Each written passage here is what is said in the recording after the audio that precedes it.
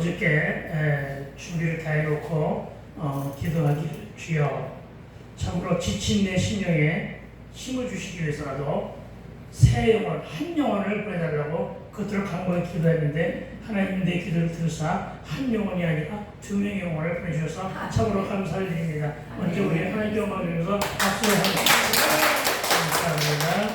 예, 다니는 교회가 있어서 너무나 멀어서 늦어서 올라오셨건 어쨌든 함께 예배하게 되어서 감사를 드립니다. 예, 이사 오셔서 우리 교회 들린 것이면 더욱더 감사하고 어쨌든 함께 하기를 합니다. 오늘의 제목은 멍에입니다. 우리의 인생은 사실 처음부터 그 어떤 멍에에 붙들려 살았던 삶이었음을 우리는 기억하고 인정해야 할 것입니다. 이 멍에는 매이고 붙들린 것을 말합니다. 오늘 말씀을 드릴 때 저와 여러분 나는 어떤 것에 매이며 살아왔었던가 하는 것을 생각하면서 말씀을 듣게 되기를 부탁을 드립니다. 왜냐하면 이 멍에는 오늘 본문의 말씀대로다가 풀어서 죽기로 나와야 되는 것이기 때문임을 기억하시기 바랍니다. 우리가 가장 많이 배웠던 것은 뭡니까?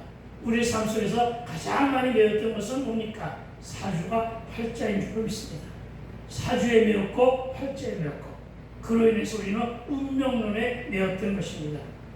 죄와 멍에는 사단이 우리를 노예로 삼아 우리의 삶과 인생을 무너지게 하는데도 불구하고 우리는 사단의 노예요. 사단에 매어서 그렇게 살아왔음을 보게 됩니다. 그러나 여러분 이 온갖 죄의 멍에는 율법으로는 풀지를 못했습니다. 그렇다고 해서 세상의 방법인 점을 치거나 구슬하거나 해서 풀어지는 것도 아니었습니다. 그러나 매사 모든 매인 것들은 무엇으로 풀어야 되느냐? 다 십자가로. 아멘? 복음과 진리로 풀어야 될 줄로 믿습니다. 그리고 풀린 자들 모두는 그 어떤 것에 매이지 않고 우리가 방금 풀은 복음성 됐다. 너 자유 얻네, 나 자유 얻네. 우리 자유 얻는 그런 복된 삶으로 바뀌게 되기를 주님으로 다시 한번 축복을 드립니다. 매인 것이 풀려져야 자유를 얻는다는 말씀입니다.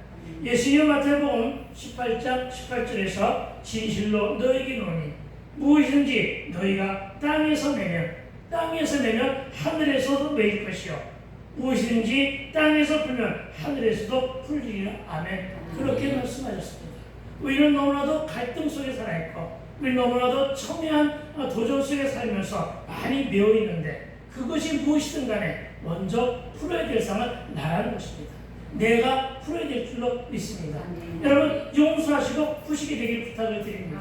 여러분 용서하지 못하는 자는 살아날 자격도 없다고 할 정도로 여러분 용서는 중요합니다. 복음이 진정과 저와 여러분의 신령 안에 들어와 있다고 하면 여러분 용서하십시오. 그 용서를 통해서 풀어야 됩니다. 내가 이 땅에서 풀어야만 하늘에서도 풀게 된다는 사실을 믿으시기 바랍니다. 내가 용서하면 그동안에 매어서 뭔가 될 듯 말 듯 같은 것이 풀어지는 그리고 해결되는 그리고 뚫리는 그런 역사를 맛보게 된다는 사실을 믿으시기 바랍니다. 그렇습니다. 매인 것은 멍에를 말하는데 이 매인 것, 즉 멍에를 풀어야 범사에 하늘마다 신속하게 잘 된다. 이것을 기억하시기 바랍니다. 그래서 오늘 말씀을 들으면서 여러분의 심령 안에 먼저 내가 풀게 되기를 나만 말고 여러분 각자 개인들이 가지고 있는 것들을 다 풀게 되길 주의로 축원드립니다. 그래야만 하늘에서도 풀어주시고 하늘에서도 풀어주시면 땅에서도 순적함이 일어난다는 사실을 믿으시기 바랍니다. 풀지도 않고 주여 다오 해봐야 울리는 꽹과리와 같은 것임을 기억하시기 바랍니다. 푸세요. 용서하세요. 그러면 다 풀어질 줄로 믿습니다. 내가 땅에서 풀면 하늘에서 풀어주심으로 하나님이 대갚아 주시는데 복된 삶이 활짝 열리게 됨을 믿고 여러분 말씀에 순종하는 저와 여러분 되시기를 다시 한번 주의 이름으로 축복합니다. 그러나 이 멍에는 내 스스로가 내가 풀고 싶다고 해서 풀어지는 것은 아니더라는 것입니다. 여러분 예수를 믿고도 심지어는 내가 성령 체험을 했다고 해서 성령 체험을 했는데도 불구하고 내가 성령 충만한 가운데서도 내가 아직도 풀지 못하는 것이 있다고 한다면 그것은 성령을 덜받은 것입니다. 내가 예수를 믿고 있다고 하면서 내가 용서하지 못하고 풀지 못하는 것은 내가 아직은 내 안에 예수가 덜 계시거나 안 계시다는 사실을 기억하시기 바랍니다. 왜? 여러분, 누가복음 4장 18절은 멍에는 내 스스로 풀 수 있는 것이 아니라 바로 무엇에서 푸느냐? 여러분, 이렇게 기록하고 있습니다. 누가복음 4장 18절입니다. 제가 읽어드립니다. 뭐라고 하시느냐? 주의 성령이 내게 임하셨으니. 아멘. 그렇습니다. 주의 성령이 내게 임하셨으니 이는 가난한 자에게는 복음을 전하게 하시려고 내게 기름을 부으시고 내게 성령의 기름을 부으시고 나를 보내사 포로된 자에게는 자유. 그렇습니다. 포로된 자는 매인거 아니에요. 매어있는 모든 포로, 누구에게 포로가 되겠습니까? 그 포로된 자에게는 뭐를? 자유. 눈먼 자에게는 다시 보게 함을, 그렇게 함을 전파하며 눌린 자를 자유롭게 하겠다. 이것입니다.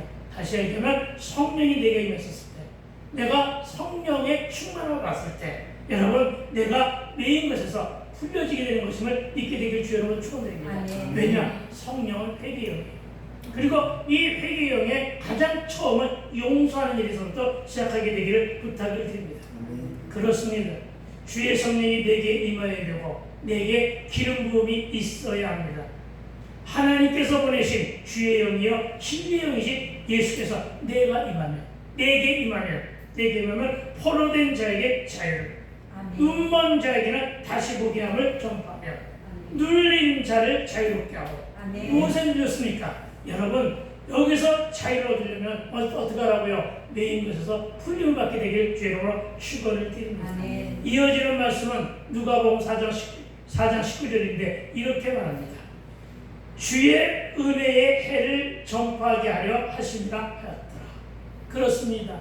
여러분, 왜 풀어야 되느냐? 왜 멍에서 자유함을 얻어야 되느냐? 주의 은혜의 해를 전파하게 하기 위한 것이라고 말씀하고 있음을 믿으시기 바랍니다. 그렇습니다. 우리 모두에게 성령이 임하여 성령 충만함으로 멍에를 풀고 은혜 가운데 임하여 늘 승리하게 되기를, 늘 승리하는 조언이 되시기를 주 이름으로 축복합니다. 그런데 여러분, 우리를 매이게 하는 멍에는 참으로 많이 있는데, 나는 여러분이 가장 먼저 방금 전에 말씀하셨던 운명론과 사주와 팔자의 멍에로부터 풀려 자유를 누리게 되기를 다시 한번 축복을 드립니다.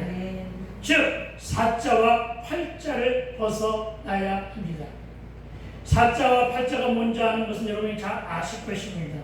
그리고 사자와 팔자를 벗어나야만 구자가 보입니다. 구자가 눈에 보여야만 구자 안에서 구원을 발견하게 되는 것임을 믿으시기 바랍니다. 그래도 무슨 말인지 모르면 그냥 더 듣게 되기를 부탁을 드립니다. 구자 다음에 무슨 자가 있습니까? 십자.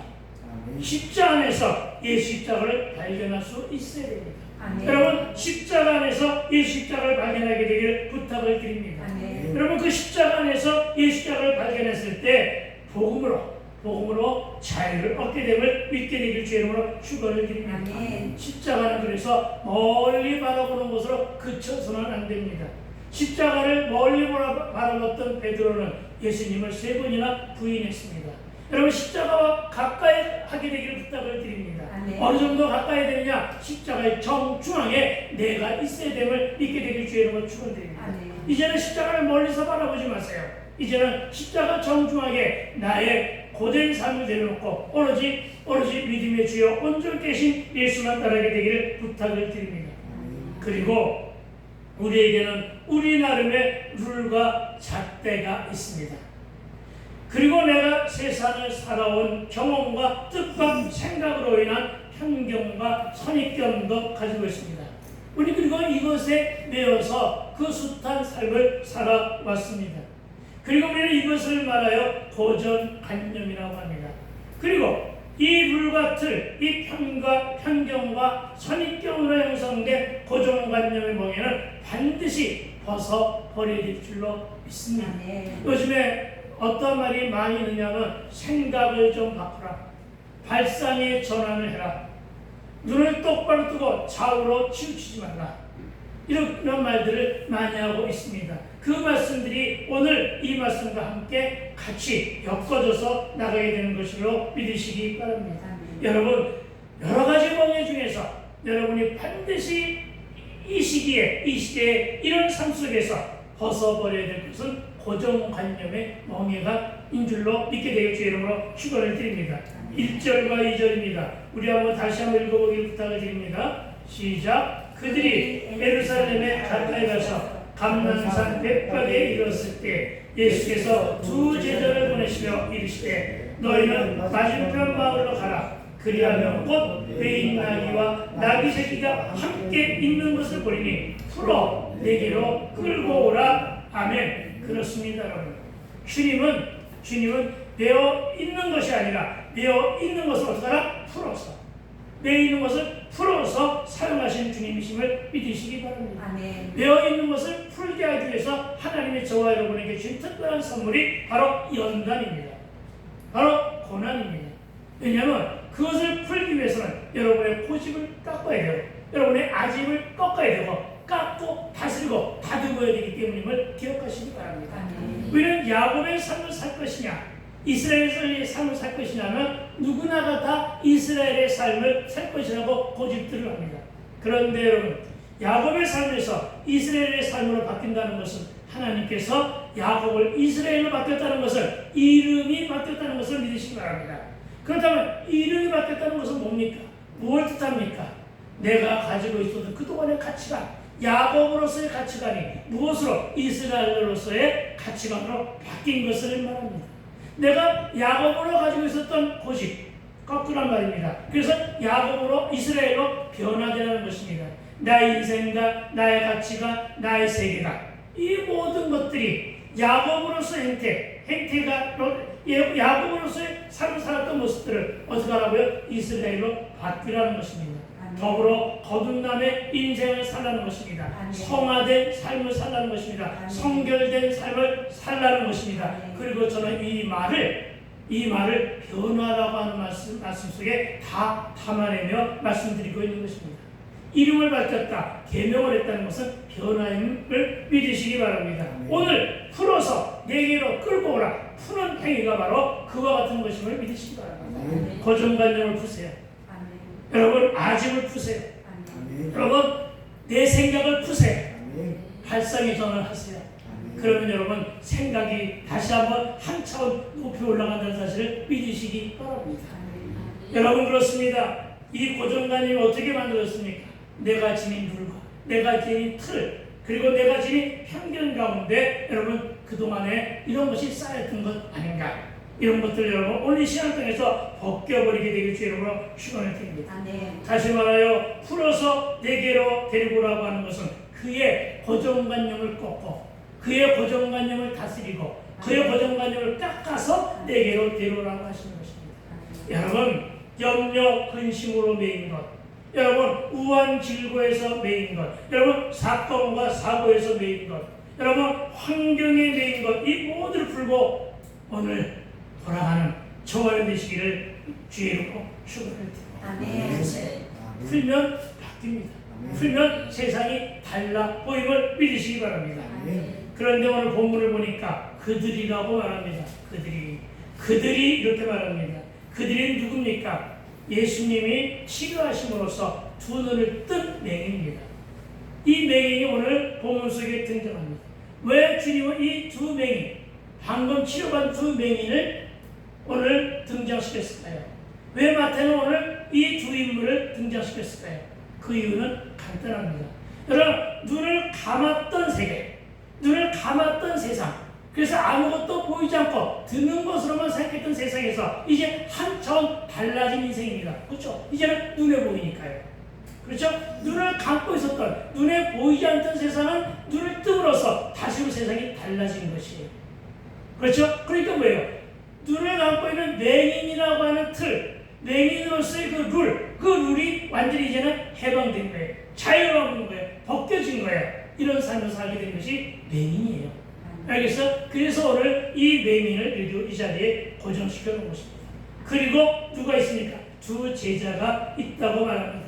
그렇죠? 누가복음 22장 8절에 기록한 것을 보면 이 두 제자는 역시 베드로와 요한으로 짐작이 됩니다. 그런데 그동안에 예수님의 여정은 아무리 먼 길이라고 해도 항상 두 발로 걸어 다니셨습니다. 그분은 하나님이시지만 축지법을 써서 빨리 가지 않으셨습니다. 그분은 전차이나 비행기를 타거나 오토바이나 승용차를 타고 다니지 않으셨습니다. 항상 그분은 낙타가 있거나 나귀가 있음에도 불구하고 타고 다니지 않고 걸어 다니셨습니다. 그런데 오늘은 나귀를 타고 입성하려 하고 계십니다. 왜 그랬을까요? 그동안의 예수님의 예루살렘 입성은 오늘이 처음 아니었습니다. 자주 들으셨습니다. 절기 때마다 들으셨습니다. 그런데 오늘 이제는 그 입성하기 위해서 늘 걸어다니셨는데 오늘은 특별히 나귀를 끌고 오라시는 주님의 뜻이 우리는 잘못 궁금하다는 것입니다. 여러분, 성경은 스토리가 있는 책입니다. 여러분, 성경의 인물들은 물론 예수님의 행적은 모두가 다 서사적인 것이 가장 큰 특징입니다. 그 이유는 구약 성경의 인물들의 행적은 그들의 행적을 통해서 누구를 드러낸다고요? 예수를. 그리고 여러분, 그래서 구약의 선지자들의 행적은 우리는 그림자 행적이라고 말들을 합니다. 그리고 신약에 와서서의 예수님의 행적이 가장 주된 것은 무엇을 증거하기 위한 것이냐? 구약에 예언된 말씀을 증거하기 위한 행적이고, 그리고 메시아로서의 역사를 증거하기 위해서, 하나님을 증거하기 위해서 예수님은 이렇게 행적을 하신 것입니다. 그래서 이 행적, 오늘 이제 예루살렘으로 들어가기 위해서 행한 행적은 예전보다는 달랐던 것입니다. 왜 달랐을까요? 그분은 그 행위를 통해서, 그 순종을 통해서, 그 여정을 통해서 구약의 말씀을 증거하기 위한 것입니다. 다시 말하여 오늘 굳이 나귀를 타고 예루살렘에 입성하시려는 이유는 이 시점에서 구약에 예언된 말씀, 구약에 뭐가 예언됐는데요? 예수가 예언된 예수이심을 오늘 공개적으로 드러내기 위한 행보란 사실을 믿으시기 바랍니다. 뭘 통해요? 말씀을 통해서. 어떤 말씀이요? 여러분, 어떤 말씀이요? 스가랴서 9장 9절의 말씀입니다. 스가랴서 9장 9절의 말씀. 이 시점에서 두 가지를 여러분 예수님이 증거하시는데, 하나는 4절, 본문 4절 말씀에 이는 선지자로 하신 예언의 말씀을 이루시기 위해, 물론 오늘 본문에 선지자란 말이 있었지만 예언이라는 말씀은 없지만 그 말씀 속에 포함되어 있다는 것입니다. 누구에 대한 예언입니까? 예수에 대한 예언입니다. 선지자가 뭘 예언했는데요? 예수님을 예언해 왔습니까? 그러니까 오늘 이는 선지자로 예수에 대한 예언하신 말씀을 이루시기 위해 구약의 스가랴서 9장 9절을 이용하여 오늘 우리가 오늘 읽은 5절의 본문을 그대로 인용한 것임을 믿으시기 바랍니다. 먼저 스가랴서 9장 9절의 말씀을 보니까 이렇게 기록하고 있습니다. 시온에 따라 크게 기뻐할지어다, 예루살렘에 따라 즐거이 부를지어다. 보라, 네 왕이 네게 임하셨습니다. 여기서 말씀하시는 네 왕은 누굽니까? 예수 그리스도이심을 믿으시기 바랍니다. 메시아 예수임을 믿으시기 바랍니다. 네 왕이 네게 임하시나니 그는 공의로우시며 구원을 베푸시며 겸손하여서 나귀를 타시냐니 나귀의 작은 것 곧 나귀 새끼이다. 아멘. 이렇게 말씀하고 있습니다. 그렇습니다. 이 말씀을 지금 예루살렘에 입성하기 직전에 그것을 증거하고 계심을 믿으시기 바랍니다.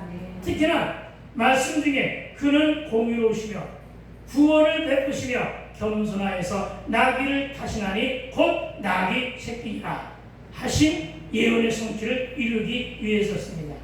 여러분, 예수님의 여정은 그 어떤 것도 그냥 무심코 하시는 일은 하나도 없다는 사실과 성경의 말씀은 토시 하나도 버릴 것이 없다는 사실을 믿게 되길 주의 이름으로 축원을 드립니다. 매인 나귀와 나귀 새끼에 대한 증거는 창세기 49장 11절에 이미 증거되어 있습니다. 유대 우선이 메시아가 오면 이렇게 말합니다. 유다 지파 다윗의 후손인 메시아 보면 새끼 나귀를 포도나무에 매어 두리라 하신 말씀, 이 말씀에도 엿보이는 사실을 믿으시기 바랍니다. 여러분, 메시아 사역의 결정판이 무엇인지 혹시 아십니까? 메시아 사역의 결정판이 무엇입니까? 바로 십자가 사역입니다. 그렇습니다. 십자가 사역이며 이제 이를 이루시기 위해서 예루살렘에 입성하시면서 주님이 하신 말씀은 뭐냐? 매인 나귀를 언급하시며 나귀를 풀어 주께 데려오라 하셨음을 믿으시기 바랍니다. 왜냐? 이제는 입성하실 때부터 풀어서 데리고 온 나귀를 타시고 십자가에서 온 인류의 죄의 몽해를 푸시겠다고 하는 십자가에 대한 것을 예언한 것임을 기억하시기 바랍니다. 예수님은 그동안에 대적들로부터 십자가 사역을 방해받을까봐 지금까지는 숨기다가 이제 오늘 예루살렘에 나귀를 타고 입성하심으로써 서서히 공개적으로 많은 사람에게 드러내시기 위해서 시작한 것입니다. 그런데 여러분, 본문에서 무슨 산이 하나 보입니다. 어떤 산이 보입니까?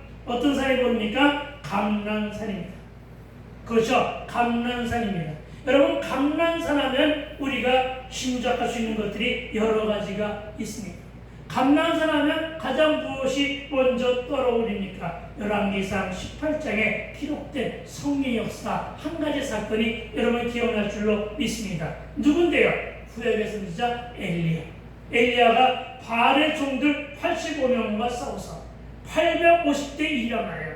알겠어요? 요즘에 3대1로 누가 누구를 공격하고 있습니다만 850대 1이란 말이에요. 850대 1로 싸워서 승리한 것, 그 산이 바로 감난산입니다. 여러분, 그곳에서 주님은 승리했습니다. 그리고 이제 몇 날 후에 예수님이 직접 십자가에 달려 돌아가시기로 하나님과 약속하시고 순종의 발걸음이 십자가 사역을 멈추는 것, 아니 십자가 사역을 완성한 것, 그 산이 바로 감난산입니다. 여러분, 하나님의 구속사, 모든 인류에게 죄사함의 몽해를 풀어주시기 위한 사역, 그 사역의 한복판에 서시기 위해서 예루살렘에 입성하시면서 상징적으로 무엇을 상징했습니까? 멍에서 풀려 주인의 멍에서 풀려 자유로운 몸이 된 나귀를 타시겠다고 말씀하신 것임을 믿으시기 바랍니다. 누구에게서부터 풀림을 받기를 원하십니까? 사단으로. 그동안에는 우리의 삶이 사단의 노예였다는 것입니다. 그런데 이제는 그 나귀도, 나귀 새끼도 이 주인이, 진짜 주인이 따로 있는 것을 몰랐잖아요, 그동안에. 왜? 주인에게 놓여있으니까. 그런데 진짜 주인에게 풀려오는 것처럼 이제 여러분, 오늘의 이 사건은 그동안 우리는 사단의 노예였단 말이에요. 사단의 노예여서 사단이 부리는 대로 사용받았던 사람들이었습니다. 그런데 이제 우리가 예수의 보혈을 먹음으로 인해서 죄사함을 통해서 십자가에서 진짜 주인을 만남으로, 진짜 주인 예수를 만남으로, 그렇죠, 보혈로 인해서 진짜 주인을 예수를 만남으로 풀림을 받게 되는 거예요. 자유함을 받게 되는 거예요. 이것을 상징적으로 드러내기 위해서 오늘 나귀를 등장시킨 것임을 믿으시기 바랍니다. 여러분, 자유로운 몸이 된 나귀가 바로 누구냐? 저와 여러분입니다. 우리도 예수 안에서 자유로워져야, 예수 안에서 자유로움을 느껴야 주님이 나를 또 여러분을 사용하심을 믿으시기 바랍니다. 우리는 이렇게 이 상징성이 많은 은혜에 덧입혀져야 하는데, 그동안은 제자들 몇몇에게만 간간히 말씀하셨지만 오늘은 드디어 감난산에서 예수님을 드러내놓고 말씀하고 계시다는 점을 우리는 주목해야 됩니다. 오늘 예루살렘 입성이 마지막 사역의 현장이 되기 때문입니다. 그렇다면 왜 그렇게 하셨을까요? 그동안은 왜 숨겼다가 이제 나타내기 시작했을까요? 그것은 이제는 바로 뭐가 되었다? 따라해봅시다. 때가 되었다. 아멘. 때가 되었다는 것을 믿으시기 바랍니다. 우리도 이렇게 때를 기다려야 될 줄로 믿습니다. 묵시도 때가 있다고 했습니다. 주님의 응답도 때가 있음을 믿게 되길 주로 축원을 드립니다. 그러나 그 때는 나의 때가 아니란 말이에요. 나의 시간이 아니란 말이에요. 나의 때나 나의 시간이 아닌 하나님이 정하신 때임을 믿으시기 바랍니다. 하나님이 정하신 때에는 예수도 온다고 했습니다. 보내시는 분 하나님만 아신다는 사실을 믿으시기 바랍니다. 그러니까 여러분, 때를 밝혀하기 위해서는 때를 허락하여 주옵소서, 이렇게 기도하게 되기를 부탁을 드립니다. 하나님이신 예수님도 그 하나님의 때를 기다리기 위해서 몇 년을? 33년 공생애로 보내셨는데 우리는 얼마나 많은 시간을 하나님의 때를 기다리고 있는가도 우리의 묵상과 함께 나눔이 필요한 때임을 믿으시기 바랍니다. 이 길이 예수님께서 자발적으로 죽으러 가는 길임을 기억하시기 바랍니다.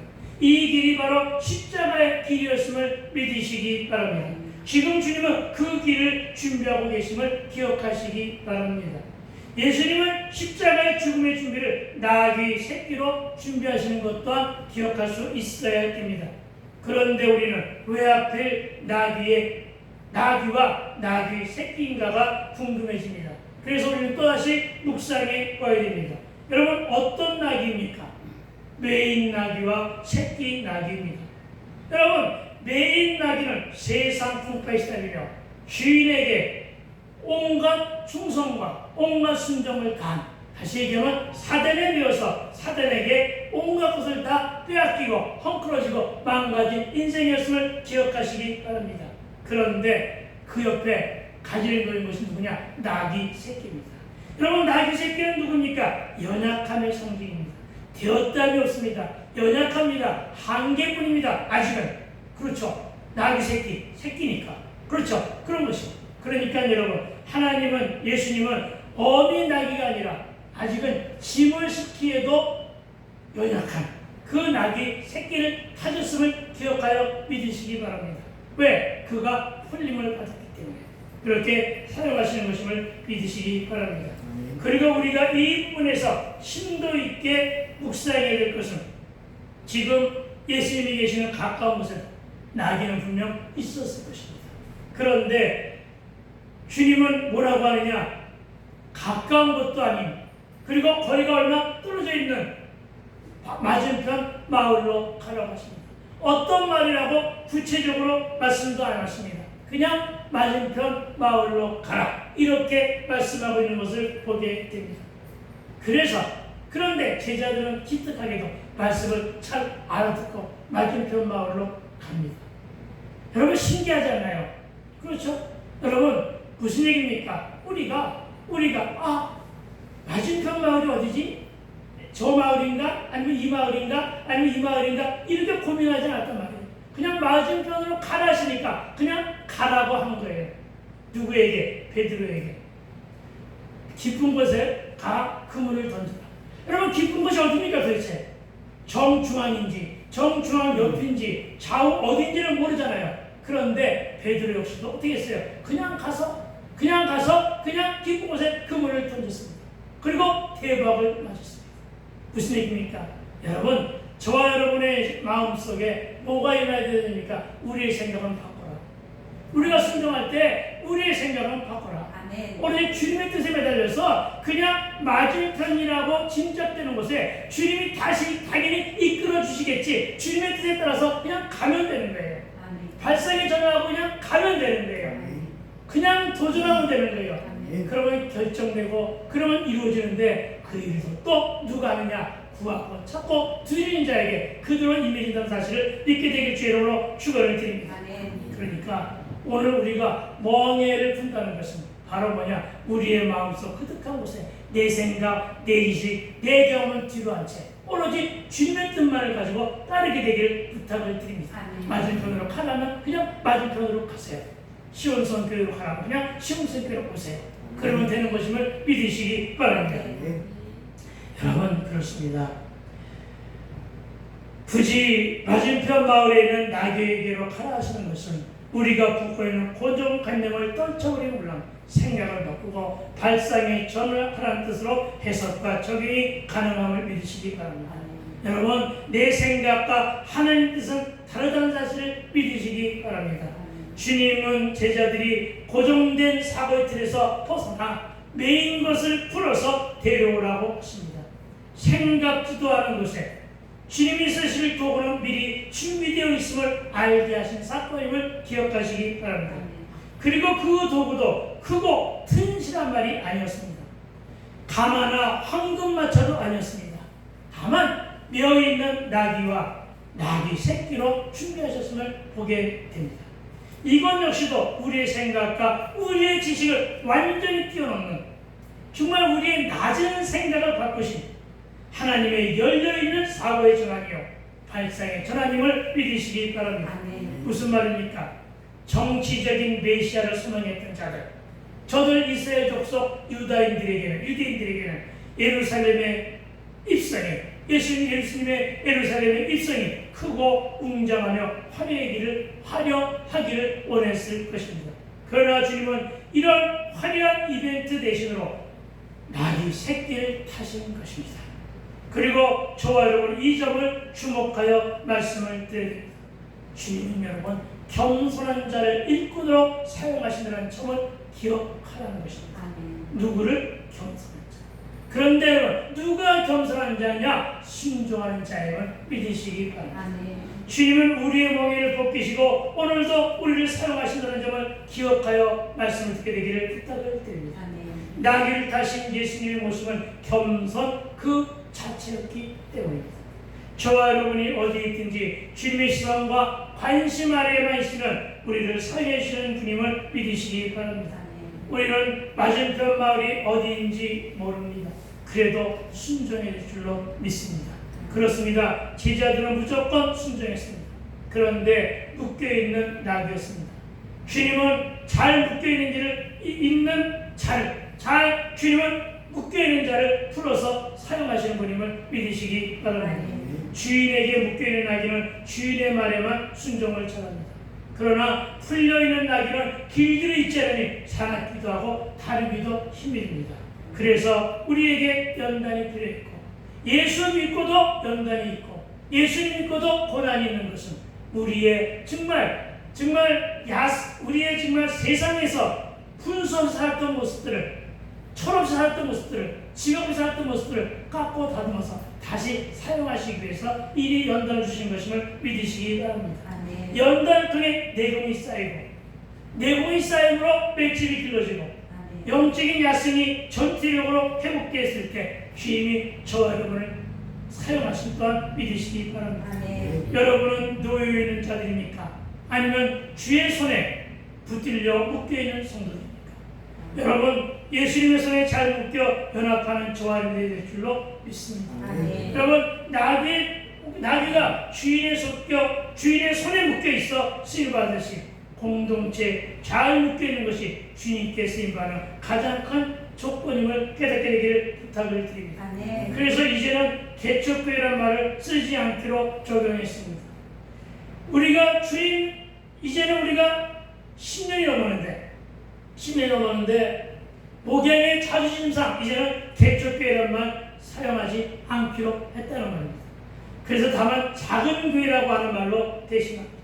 작은 교회, 주님이 하시면 우리가 주님의 손 안에 성령의 인도하심에만 붙어있다면 작지만 큰 일을 하게 될 것이고, 세상과 큰 교회들이 감당하지 못할 큰 일도 해낼 것임을 믿기 때문입니다. 그래서 여러분 반석위에 세워지는 든든한 교회로, 작지만 강한 교회로, 연약하지만 말씀의 능력과 기도의 힘이 채울되는 교회로, 영육간의 먹거리가 풍성한 푸른 초장의 교회로, 선교와 구제와 나눔을 향하는 사도행전적 교회로, 작은 교회가, 개척교회는 감당하지 못하지만 작은 교회로, 숫자를 가지고 개척교회라고 말하지 맙시다. 다만 작을 뿐입니다. 그러나 이 작을 뿐인 우리에게 성령이 임하십니다. 우리가 메인 것을 풀어버리고 우리가 발상의 전환하고 우리의 생각을 바꿔서 더 큰 하나님의 눈높이를 높이며 말씀 속에서 순종하면 하나님이 내가 하는 것이 아니라 저와 여러분을 사용하여 정말 작지만 큰일을 이루는 그런 교회로 감당이 될 줄로 믿습니다. 그러니까 이제 우리가 계획하고 준비된 모든 일들을 하나하나 기도하면서 하게 되기를 부탁을 드립니다. 아멘. 장로님은 우리 사모하고 그 비전을 이루게 되기를 부탁을 드립니다. 아멘. 나는 목양과 내 사역을 감당할 것이니까 우리 찬양사역자가 할 일을 충실히 감당하면 이 모든 일들을 하나님의 은혜 안에서 크게 부흥케 됨을 믿게 되게 주의 이름으로 축원을 드립니다.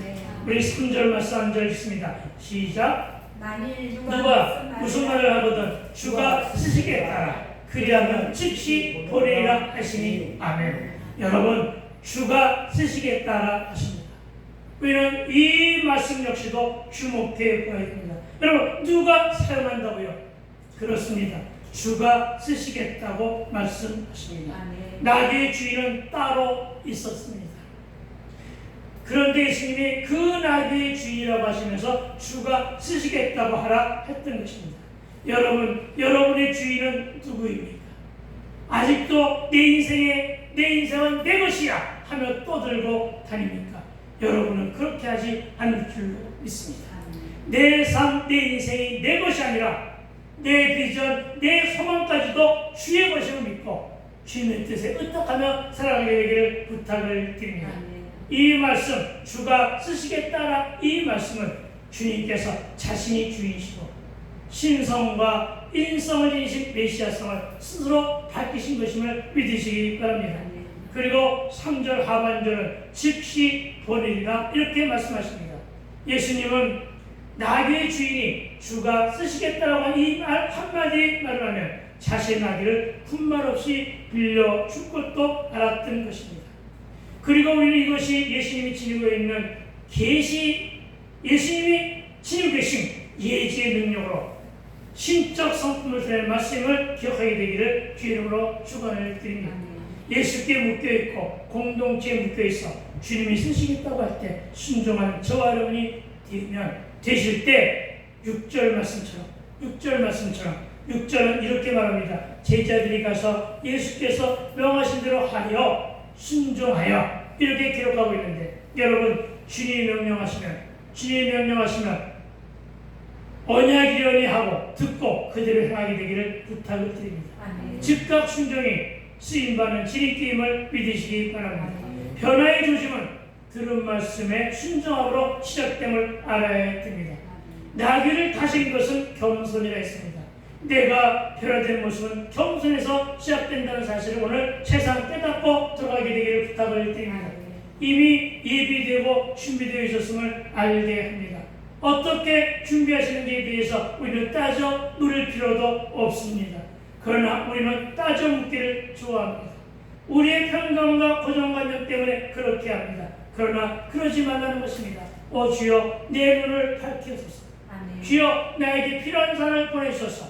그래서 발견하게 해주시고 찾게 해주시고 구입하게 해주시고 주님의 뜻을 그대로 이루게 하옵소서 하면 사람도 보내주시고 만나게 하시고 발견하게 하시고 그렇게 하는 것임을 믿으시기 바랍니다. 어떠한 때 저와 여러분의 멍에를 내려놓고 저와 여러분의 고정관념을 내려놓고 저와 여러분의 인생관과 가치관과 발생의 전환을 확실하게 뒤바뀌는 하나님이 그렇게 사용하심을 믿게 되기를 주의 이름으로 축원을 드립니다. 우리의 생각과 우리의 눈을 가지고 있는 고정관념이나 편견을 즉시 벗겨버리고 주님이 있으시겠다는 음성에 즉시 순종하는 저와 되시기를 주님으로 부탁하며 축원드립니다. 아멘. 그렇습니다. 하나님, 참으로 우리의 삶 속에서 이제는 우리의 생각뿐인 것, 우리의 지식과 내 뜻과 내 신의 경험을 다 씻어버리고 오로지 주님의 뜻, 하나님의 뜻만 알고 말씀을 순종하며 살아갈 수 있도록 주께서 역사하여 주시옵소서. 성령 충만함으로 말미암아 발상에 전환하게 될 때 우리에게 더 씌워졌던 모든 멍에도 풀어주시고 믿습니다.